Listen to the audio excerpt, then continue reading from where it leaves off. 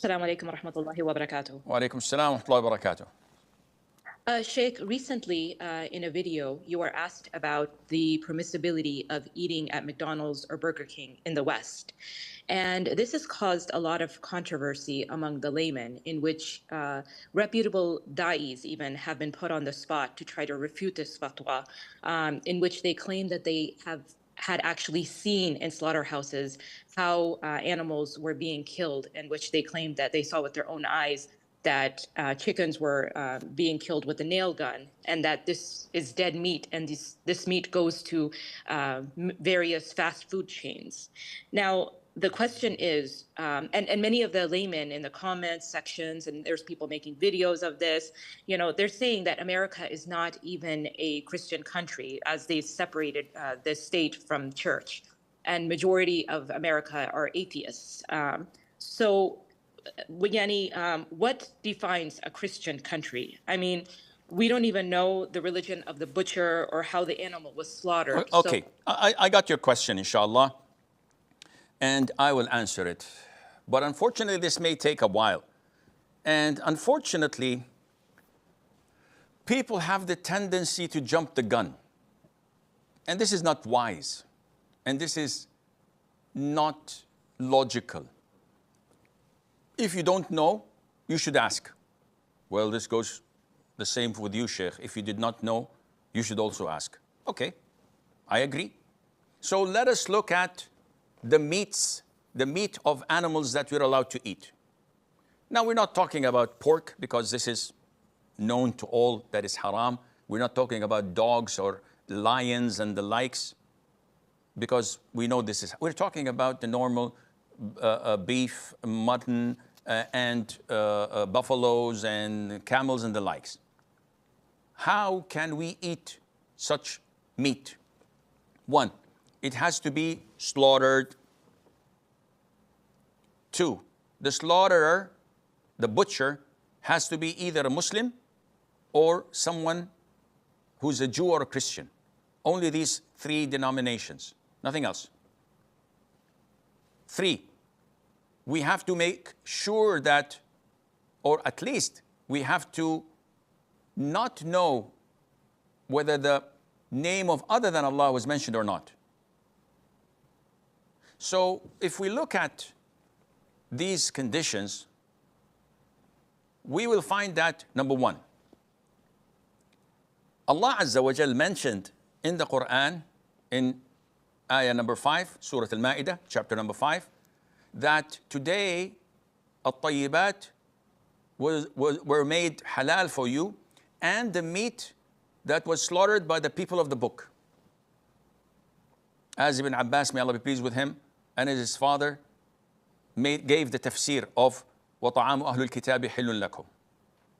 So we know that whatever meat that is slaughtered by the people of the book is halal for us to consume. Another verse says, do not eat from what the name of Allah was not mentioned over. So people say, we don't know if the name of Allah was mentioned over this slaughtering or not. No problem. There's an authentic hadith in the Sahih where the Prophet ﷺ was asked by a group of his companions, there are people who send us meat and we don't know whether they mentioned the name of Allah or not. A clear hadith. We don't know. The Prophet said, ﷺ, you mention the name of Allah, meaning before you eat, you say Bismillah, and eat. The Prophet did not ask them to go and check. That would have been the easiest thing to do. You don't know they mentioned the name of Allah? Ask them. No, the Prophet did not ask them to ask. So this is the name of Allah Azza wa Jal. Now, when Allah tells us that the meat which was slaughtered by the people of the book, the Prophet did not ask them to investigate, did you slaughter or not? Some would say, we don't have to ask, Sheikh, this is the default. People of the book, the meat they eat, it should be slaughtered. Whether they slaughtered it or not, we don't have to ask. And this is what Sheikh Ibn Uthaymeen stated. May Allah have mercy on his soul. Either we know that surely this was not slaughtered and it was killed through other means of slaughtering, other than slaughtering, such as, if we know that a country like Belgium, for example, they have a regulation that no slaughterhouse can slaughter. They have to electrify until the animal is totally cold stone dead, or bang it on the head with a hammer until it's dead, not alive. And this is a regulation, a rule in the country. No one can defy it. In this case, eating meat there is haram, because we know. But if there isn't such a law, and some may do this, some may not, should I investigate? Sheikh Ibn Uthaymeen says, if you know for certain that this was not slaughtered, it's haram for you to eat. If you know for certain that it was slaughtered by a Muslim, a Jew, or a Christian, it is halal for you to eat. If, number three, you don't know whether it was slaughtered or not, but the country you're in is predominantly a Christian country, then you eat without asking. Why? Don't I have to investigate? Sheikh Ibn Uthaymeen says no, because the Prophet did not order us ﷺ to investigate when the companions came and said, O Prophet of Allah, there are people, whether Muslims or people of the book, that bring us food and we don't know whether they mention the name of Allah on it or not. He said, you mention the name of Allah and eat. So now we come to problem number one. Sheikh, there are slaughterhouses that hit the animal on the head before cutting it into pieces. And I've seen this with my own eyes. I'll say, okay. Number one, can you testify in front of Allah that all slaughterhouses in LA or in New York City do not slaughter, that they all kill the animal cold, dead, before cutting it and chopping it? Can you testify in front of Allah? He says, no, I went to 10 of them. How many left? Oh, maybe 1,000, Sheikh. So you cannot generalize, akhi. In Islam, we can't generalize by assumption. This is point number one. Number two, there are many slaughterhouses in the States and elsewhere where they would electrify the animal so that it would stun it, not kill it. It can be handled. It makes it drowsy, and they can slaughter it without a problem. This is halal. It's not dead. Yes, if it was electrified until it was dead totally, then slaughtered, this is haram. If it was hit on the head with a needle or with a hammer, and it was killed, then slaughtered, this is haram. I agree, but this is not the default. The default is whatever Christians come and present us with is halal, until proven otherwise. Okay, Sheikh, one other doubt which the sister mentioned. These countries are not Christian. How do you say this, akhi? Because so many of them are atheists. Akhi, it's in the constitution that the president has to be Christian. Whether Catholic or Protestant doesn't make a difference. So this is what's mentioned in the constitution. And they are predominantly Christians. Yeah, but they say they're Christians, but they're not, Sheikh. I'm not supposed to give a placement test for each and every slaughterhouse, answer these questions to verify whether they're Christians or not. What are they? Christians. Ask anyone. The UK, the US, Europe, they're Christians. There are huge amounts of atheists, but that does not reverse the rule. Allah says it's permissible for you to eat the meat that was slaughtered by the people of the book. He didn't go and say, ask and make a survey whether they're Christians or not. Likewise, if I go to Pakistan, predominantly Muslims, there are non-Muslims, deviant groups, mushriks, without calling the sects and cults, grave worshippers, kafir. So, what about Turkey? A secular country, 10, 15% Alawis, atheists, don't know the Quran, don't know even the direction of the Qibla. I can't eat in Turkey? Oh, no, Sheikh, it's a predominantly Muslim country. They're Muslims. Okay. How would I know that they're practicing Muslims or grave worshippers or non-Muslims? Again, the default is they're Christians.